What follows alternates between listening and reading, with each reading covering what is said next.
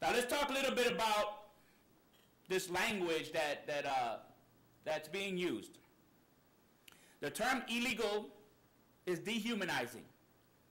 When you refer to any person or group of people in a way that strips them of their humanity, strips them of their contributions, strips them of their culture, you're dehumanizing them. The elected officials, the media, leaders, and the general population must acknowledge that labels that dehumanize someone are hurtful, divisive, and inevitably leads to mistrust, discrimination, and hate crimes. Case in point, Mr. Luis Ramirez was a Mexican citizen who lived in Shenandoah with his little baby and his girlfriend. He worked. One night while chaperoning his sister-in-law, a pack of young men began to taunt him, hurling racial slurs, calling him a dirty Mexican, and he should go back to his country. That taunting escalated, and Mr. Ramirez was murdered by the young men. This is Shenandoah. This is not Arizona or California or some other country. Now, this case is disturbing to me in that Mr. Ramirez was stripped of not only his life, but his humanity. Each time I read the papers, the term illegal immigrant was regularly used to describe Mr. Luis Ramirez. Shame on the newspapers, shame on the news stations for perpetuating that hatred. Last month, those very same men who murdered Mr. Ramirez, by the way, only got 3 years in jail for murdering this man, were retried in federal court under the hate crimes laws.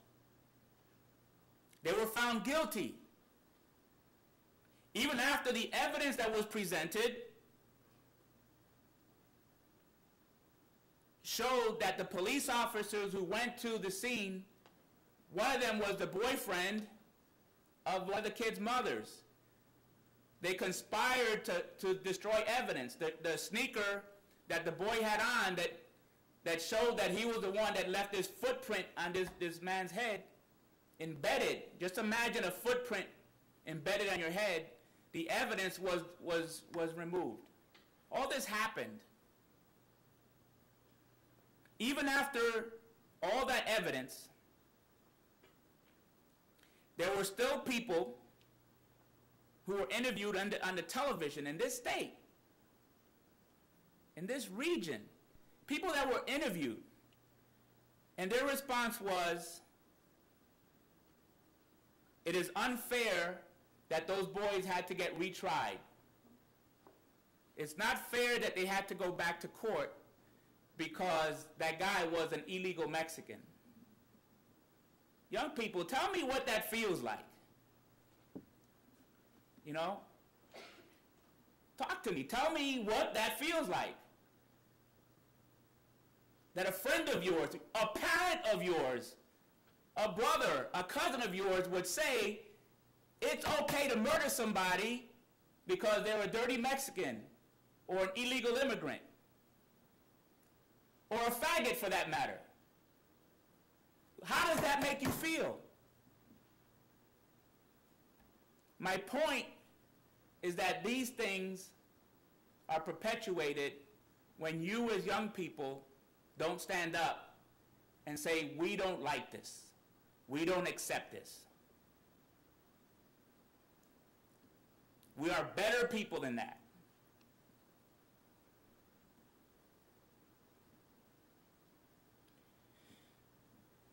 Now, I'm going to make a to the adults. I have a leadership challenge for our newly elected officials, the media, and those people with power over other people, is to reflect and be thoughtful on the messages and policies you send to the general public. you ought to temper your message, because you personally bear a moral responsibility for cultivating hatred and even murder when you incite fear as a tool for political gain. Don't let the adults do that. Don't let them do that. You need to stand up and be heard. You have a voice. How many of you will be 18 pretty soon?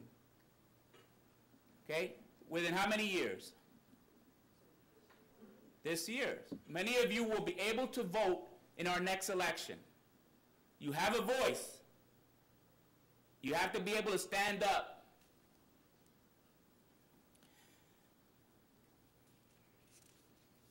I'm going to take it a little bit further, because there's a piece here that I just think that a lot of people have to hear, because despite a lot of the exponential successes we make, we have to continue to be vigilant to ensure that the Latino people are not exploited nor marginalized. I can tell you, I often work on cases where undocumented construction workers come to me because they were injured on the job, fell off of a roof, broke a leg, are thrown in the back of a pickup truck, thrown some snow on their leg, and then dropped off at the emergency room for somebody else to take care of them. That's a health insurance plan.